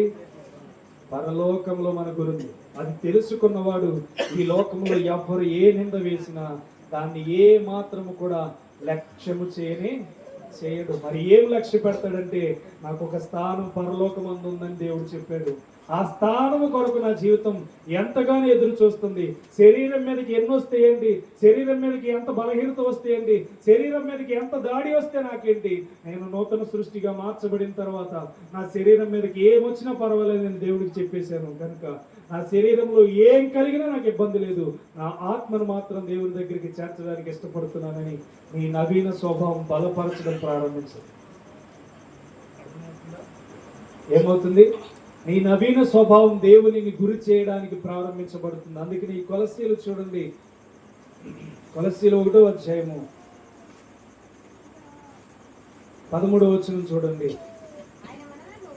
ఆయన మనలను అంధకార సంబంధమైన అధికారములో నుండి విడుదల చేసి తాను ప్రేమించిన తన కుమారుని యొక్క రాజ్య నివాసులుగా చేసినట్టు కృపలో మనము దీవించబడదుము గాక. అర్థమవుతుందా? ఏం చెప్తున్నాడు? ఆయన మనలను అంధకారం అంటే ఈ లోక సంబంధమైన వారిమైన మనమల్ని అధికారంలో నుండి విడుదల చేసి తాను ప్రేమించిన తన కుమారుని యొక్క రాజ్య నివాసులుగా చేసాను. మరి ఎంతమంది ఉండాలనుకుంటున్నారు? ఆయన రాజ్యవాసులుగా ఎంతమంది ఉండాలనుకున్నారు? చేతులు ఎత్తండి. ఆయన రాజ్యవాసులుగా ఎంతమంది ఉండాలనుకుంటున్నారు? అందరూ ఉండాలనుకుంటున్నారు, అవునా? మరి ఆయన రాజ్యం వరకు మనం ఎంతమంది మన శరీరాన్ని చంపుకోగలుగుతున్నాం? ఆలోచన చేస్తున్నారా? ఆయన రాజ్యం కావాలి, కానీ ఆయన రాజ్యం వరకు మనం ఏం చేయాలి? ఆయన మాత్రం మనకు అన్నీ చేయాలి. అర్థమవుతుందా? ఆయన అన్ని మనకి చేస్తాడు, కానీ ఆయన రాజ్యం వరకు మనం ఏం చేస్తున్నాం అనేది ఈ 2025లో మనం తెలుసుకోవాలి. ఆయన రాజ్యం కొరకు మనం ఏం చేయగలుగుతున్నాం, ఆయన రాజ్యం కొరకు మనం ఎంత ప్రయాసపడగలుగుతున్నాం అనేదే మన ప్రయాసం. అర్థమవుతుందా? దేవుడు చెప్పేశాడు. ఇక్కడ మాట్లాడుతున్న మాట చూడండి. ఈ లోక ఆయన మనలను అంధకార సంబంధమైన అధికారములో నుండి విడుదల చేసి తాను ప్రేమించిన తన కుమారుని యొక్క రాజ్య నివాసులుగా చేసేసాడు. అర్థమవుతుందా? చేసేసాడని చెప్తున్నాడు పౌలు భక్తుడు. అయితే దాన్ని పొందుకోవడానికి నువ్వే లేట్ అవుతుంది. ఆయన రాజ్య నివాసులుగా నువ్వు మారడానికే నువ్వే లేట్ అవుతుంది. అర్థమవుతుందా? కాబట్టి నువ్వు చేయవలసింది ఏంటంటే, మన శరీరం అనే స్వభావాన్ని చంపేసుకుంటే, మన ప్రాచీన స్వభావాన్ని విడిచిపెట్టేస్తే, మన నవీన స్వభావం క్రీస్తు కొరకు ఎలా వెతకాలో నేర్పిస్తుంది. పైనున్నవి ఏంటో మనకి తెలియజేస్తుంది. పైనున్న వాటి మీదే మన దృష్టి ఉండేలాగా చేస్తుంది. పైనున్న వాటి మీదే మన ఆలోచన ఉండేలాగా చేస్తుంది. కాబట్టి మనం చేయవలసింది ఒకటే, నూతన సంవత్సరములు అడుగుపెట్టిన మనము ఈ 5 విషయాల్లో నూతనమైన క్రియల కోసం నేర్చుకున్నాం. ఈ నూతనమైన క్రియలు చేయడానికి మనం ఏం చేయాలంటే ఆరాటపడుతూ ముందుకు సాగాలి. అతి కృపలో దేవుడు మనల్ని బహుగా దీవించి ఆయన రాజ్య నివాసులుగా మార్చుకొనుగాక. ప్రతి ఒక్కరు మోకరిందాం.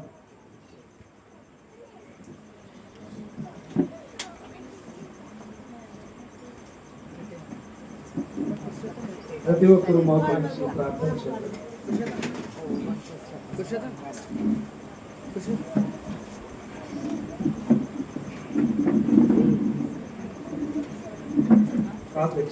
ప్రతి ఒక్కరు ఎవరికి వారు దేవుడు చెప్తున్న మాట, నీ శరీరము చనిపోబడాలి. నీ శరీరము చనిపోబడితే, నీ శరీరము చనిపోబడినప్పుడు నువ్వు నవీన స్వభావంలోనికి రాగలుగుతావు. నీ శరీరము చనిపోబడినప్పుడే నువ్వు నూతన సృష్టిగా మార్చబడతావు. కీర్తనలు 51:13 ప్రకారం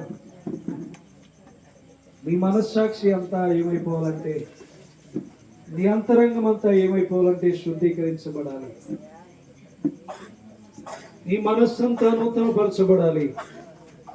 ఒకవేళ నూతనముగా లేదేమో నీ జీవితం, ఒకవేళ నూతనముగా లేకుండా దేవునికి దూరముగా ఉందేమో, దేవా నీ యందు నాకు శుద్ధ హృదయం కలుగజేయని ప్రార్థన చేసుకోండి. నా అంతరంగంలో స్థిరమైన నూతన హృదయమును పుట్టించని చెప్పండి. నీలో నూతన హృదయం పుట్టాలి.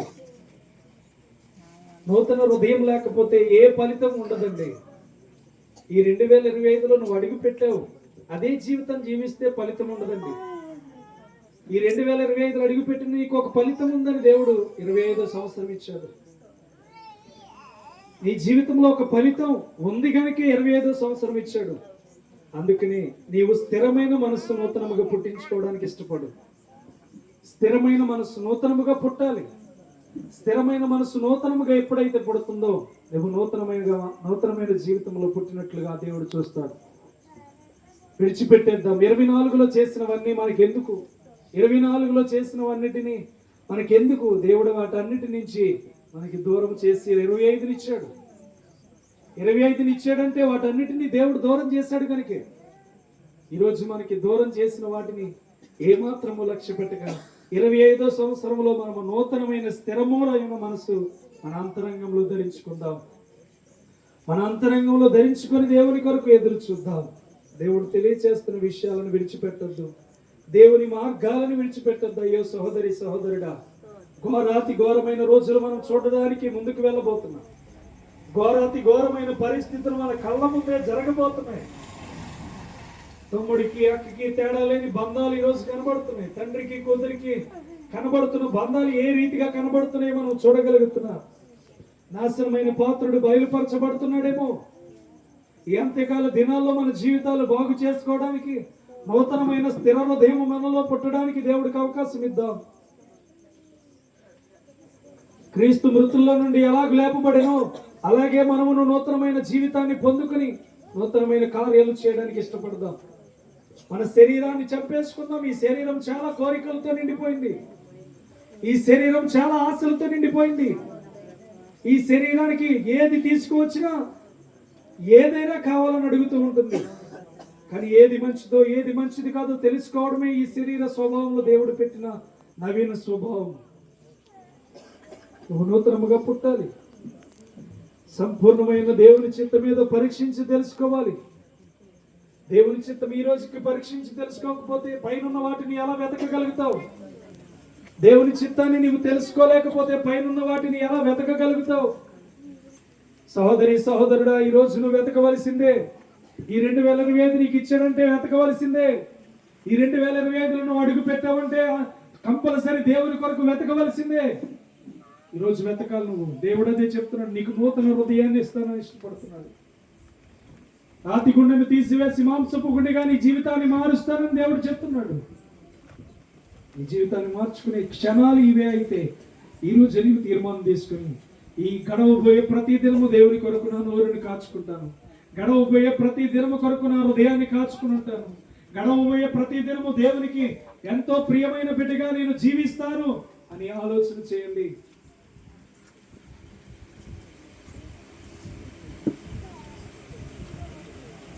ప్రతి ఒక్కరము ప్రార్థన పూర్వకంగా దేవుడు మన హృదయాలను ఎరుగుతున్నాడు.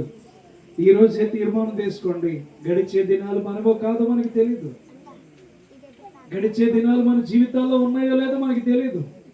కానీ 2025 సంవత్సరంలో మనం అడుగుపెట్టామంటే, ఒకవేళ దేవుడు ఇదే మనకి ఇచ్చిన చివరి అవకాశమేమో, దేవుడు మనకి ఇచ్చిన చివరి అవకాశమేమో బాప్తీసాలు తీసుకోవడానికి, లేకపోతే దేవుని క్రియలు చేయడానికి, దేవుని ఇష్టాన్ని మనం పరలోకమందున్నవి తెలుసుకోవడానికి దేవుడు ఇచ్చిన అవకాశం ఇదేనేమో.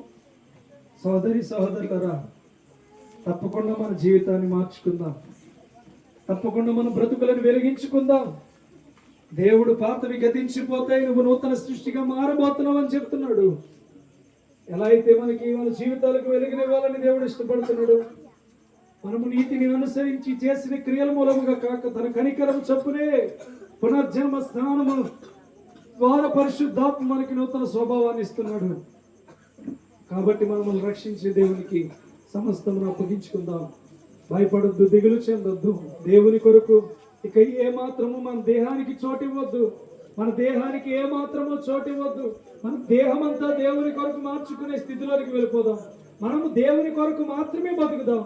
ఈ 2025లో దేవుని వెతకండి. ఎవరిని వెతకొద్దు.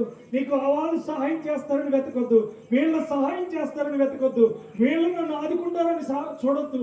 వీళ్ళు నాకు సహాయం చేస్తారు, వీళ్ళు నన్ను ఆదుకుంటారు, వీళ్ళు నాకు ప్రత్యేకంగా మాకు తెలిసిన వాళ్ళని ఎవరిని ఆధారపడద్దు. దేవుడి మీదే ఆధారపడండి. దేవుడే నిన్ను కరుణించేవాడు, దేవుడే నేను పైన కనికరము చూపేవాడు, దేవుడే నీ స్థితిగతులను మార్చేవాడు, దేవుడే నిన్ను ఉన్నతమైన స్థితిలో నిలబెట్టేవాడు. నీకు ఇచ్చిన అవకాశాన్ని 2025 సంవత్సరంలో మీరు విడిచిపెట్టొద్దు. నీకు ఇచ్చిన సంవత్సరాన్ని 2025లో మీరు విడిచిపెట్టొద్దు. పరిశుద్ధాత్మ దేవుని మనము ఒప్పుకుందాం. పరిశుద్ధాత్మ దేవుని యందు మనం ఒప్పుకుందాం. ప్రతి ఒక్కరం ప్రభువా నిన్ను నూతన సృష్టిగా మార్చు ప్రభువా నన్ను నూతన సృష్టిగా మార్చు ప్రభు. నూతన సంవత్సరంలో నీ కొరకే బ్రతకాలి. ఒకవేళ మరణిస్తే నా పరిస్థితి ఏంటి ప్రభు? నా బలహీనతలను బట్టి నేను నలిగిపోయిన జీవితం వ్యర్థమైపోతే ఏంటి ప్రభు? నువ్వు నాకు ఎన్నోసార్లు చెప్పావు, ఎన్నోసార్లు నీ వాక్యం ద్వారా తెలియచేసావు ప్రభు. నేను మారాలనుకుంటున్నాను. ఈ నూతన సంవత్సరంలో నిన్నే వెతకాలనుకుంటున్నాను. ఈ నూతన సంవత్సరంలో నీ కొరకే జీవించాలని అనుకుంటున్నాను. నా నోరును నా చూపును కట్టుకొని వ్యర్థమైన వాటికి నీ చోటునివ్వకుండా, వ్యర్థమైన అవకాశాలకు నీ చోటునివ్వకుండా నీకు మాత్రమే చోటుని ఇస్తాను ప్రభు అని ప్రతి ఒక్కరు తీర్మానం తీసుకోండి. ఎందుకంటే 4 దినాలే గడిచినాయి. ఇవి పెద్ద లెక్కేమి కాదు, కానీ జరగబోతున్న 361 దినాలు దేవుడు మనం అందించాడు. కనుక మనం ఏం చేయాలి అంటే, ప్రతి దినము మన నోరుని కాచుకుంటూ, ప్రతి దినము ఇరుగు పొరుగు వారి మాటల్లోనికి మనం వెళ్ళకుండానట్లు మనమే మన దేవుని గడుపుతూ, మనము దేవునితో సహవాసం చేస్తూ, దేవుని క్రియలను ఏర్పాటు చేసుకుంటూ నేను బల సమృద్ధిలోనికి వెళ్ళాలి ప్రభువా. నేను నమ్మకమైన విశ్వాసురాల్లాగా నేను జీవించాలి. నువ్వు కార్యాలు చేసినా చేయకపోయినా నీ చిత్తము నా జీవితంలో వెలిగించబడాలి. నీ అభివృద్ధి నేను చూడాలి ప్రభు. ఈ సంవత్సరంలో నేను చెప్పే వాక్యాన్ని విడిచిపెట్టకూడదు ప్రభు. చెప్పే వాక్యము నూతనముగా నా జీవితంలో వెలిగించబడాలి ప్రభు అని ప్రతి ఒక్కరూ ప్రార్థన చేద్దాం.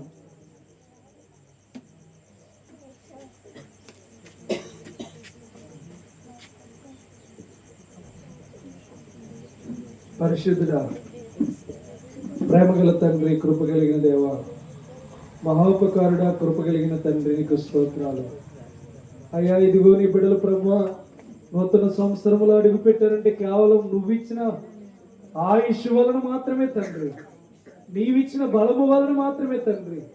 గడిచిన సంవత్సర కాలం అంతటిలో తండ్రి ఎన్నో ప్రయాణాలు చేసాం. ఆ మార్గాలన్నిటిలో మాకు ఏదో ఒకటి జరగాలి, కానీ నీ దూతల ద్వారా మమ్మల్ని కాపాడావు. ఎన్నో మార్గాలు మా మీద ఒత్తిడి తీసుకొచ్చి మమ్మల్ని ఈ లోకాల నుంచి తీసుకువెళ్ళిపోవాలనుకున్నాయి, కానీ నీవు వాటన్నిటిలో నుంచి మమ్మల్ని కాపాడావు. వీటన్నిటి నుంచి మమ్మల్ని రక్షించి బలపరిచి స్థిరపరిచిన దేవానికి స్తోత్రాలు. ఇదిగో నేటి దినమున నూతనమైన సంవత్సరంలో నూతనమైన మాటలు మేము వినగలిగాం తండ్రి. మా శరీరమును చంపుకొని అయా మాలో నీ యొక్క రూపాన్ని పుట్టించుకునే వారిగా మా జీవితాలకు వెలుగును దయచేయమని ప్రార్థన చేస్తున్నాం తండ్రి. ఇక్కడ చేరి వచ్చిన ప్రతి బిడ్డల్ని పేరు పేరు చొప్పున దీవించండి, ఆశీర్వదించండి. ఇక్కడ చేరి ఉన్న ప్రతి ఒక్కరి కుటుంబాన్ని పేరు పేరు చొప్పున ఆశీర్వదించండి. దూర ప్రాంతంలో ఉన్న బిడ్డల కుటుంబాలను కూడా నీవు జ్ఞాపకం చేసుకోండి. వారికి మంచి ఆరోగ్యం, బలము, శక్తిని దయచేయండి. అయ్యా ఇదిగో కుటుంబాలకు దూరముగా వెళ్ళి పని చేసుకున్న బిడ్డల్ని ఆశీర్వదించండి ప్రభువా. ఈ సంఘము ద్వారా తండ్రి అనేక మంది ప్రభువా నూతనమైన మార్గంలో అడుగుపెట్టి ఉన్నారు తండ్రి. నూతనముగా అడుగుపెట్టిన ప్రభువా మీ యొక్క బిడ్డలను దీవించండి, ఆశీర్వదించండి. వారి ఆత్మలను బలపరచమని ప్రార్థన చేస్తున్నాను ప్రభువా. వారికి ఏ గాయము లేకుండా వారి జీవితాలను కట్టమని ప్రార్థన చేస్తున్నాను. దేవానికే వందనాలు తండ్రి. ఇక్కడ చేరి ఉన్న ప్రతి కుటుంబాన్ని పేరు పేరు చెప్పు నీ చేతులకు అప్పగిస్తున్నాను. వీరందరి హృదయం నీ కొరకే ఎదురు చూడాలని ఇష్టపడుతున్నారు ప్రభువా. వీరందరి జీవితాలు నూతనముగా పుట్టాలని ఇష్టపడుతున్నారు ప్రభువా. కానీ శరీరాన్ని జయించలేకపోతున్నారేమో, శరీరాన్ని ఓడించలేకపోతున్నారేమో తండ్రి. అయ్యా వారి జీవితాల్లో శరీరాన్ని చంపుకునే వారిగా మార్చండి. వారి శరీర స్వభావాన్ని విడిచిపెట్టేయాలి ప్రభువా. ప్రాచీన స్వభావాన్ని విడిచిపెట్టేసి నవీన స్వభావంలోనికి నీ బిడ్డలు అడుగుపెట్టే కృపను దయచేయండి తండ్రి. ఈ బిడ్డలందరినీ దీవించి ఆశీర్వదించి బలపరచండి. ఈ వారం అంతటిలో జరగబోతున్న సంవత్సర కాలం అంతటిలో తండ్రి ప్రతి నెల నీ కాపుదల బిడ్డలకు దయచేయమని ప్రార్థన చేస్తున్నాం. చేయబోతున్న ప్రయాణాలకు, ఉద్యోగ రీతిలో ప్రయత్నాలకు, చదువుల విషయంలో, పరీక్షల విషయంలో, ఎగ్జామ్స్ ప్రతి ఒక్కరి విషయంలో తండ్రి నీవే మేలు చేయండి. జాబుల విషయంలో నీవే ప్రయత్నాల్లో ఉన్న బిడ్డలకు అభివృద్ధిని దయచేయండి ప్రభువా. నీకే స్తోత్రములు తండ్రి. దీవెనతో నింపండి, నీ దివ్య మహిమతో నింపండి ప్రభువా. ఈ గ్రామం అంతా వర్ధిల్లాలి ప్రభువా. ఏ రీతిగా అయితే ప్రభు ప్రార్థనలతో గడిపి ఉన్నారో తండ్రి ఈ సంవత్సర కాలం అంతటిలో ప్రభువా వీరి పాటలు కూడా వినే రీతిగా వీరి పరిస్థితులు మార్చేయండి తండ్రి. వీరు పాడుతున్న పాటలు నీ వెనకిడిలోకి చేరే రీతిగా వీరి పరిస్థితులన్నిటి మార్చండి తండ్రి. దేవానికి వందనాలు. వీరందరినీ దీవించండి, ఆశీర్వదించండి, బలపరచండి. మేలుతో నీవే సమృద్ధి గల మార్గంలో నింపి నడిపించి బిడ్డలందరినీ నీవు దీవెనతో నింపి నడిపించి అయ్యా ఈ పరిచర్య ద్వారా తండ్రి జరుగుతున్న పేదల పరిచర్యను దీవించండి ప్రభు. నీ కృపతో నింపి నడిపించి బలపరచండి తండ్రి. మేలులతో కనికరించి ప్రభు ఈ సంవత్సర కాలం అంతటిలో బిడ్డలందరికీ తోడు నీడ కాపుదల దయచేసి ఈ వారం అంతటిలో చేయబోతున్న ప్రయాణాలకు, రాయబోతున్న ఎగ్జామ్స్ విషయంలో బిడ్డలందరికీ తోడు నీడ కాపుదల దయచేయమని పరిశుద్ధాత్మ కలిగిన నామములు అడిగి వేడుకొని నామానికి మహిమ చెల్లిస్తున్నాము తండ్రి. ఆమేన్. మన తండ్రి అయిన ప్రేమ కుమారుడైన యేసుక్రీస్తు కృపయు ఇప్పుడు ఎల్లప్పుడూ ఆయన కృప నిరంతరము ఈ సంవత్సరం అంతటికి కాపుదల అనుగ్రహించిన గనుక ఆమేన్. ఆమేన్. అందరికీ వందనాలు.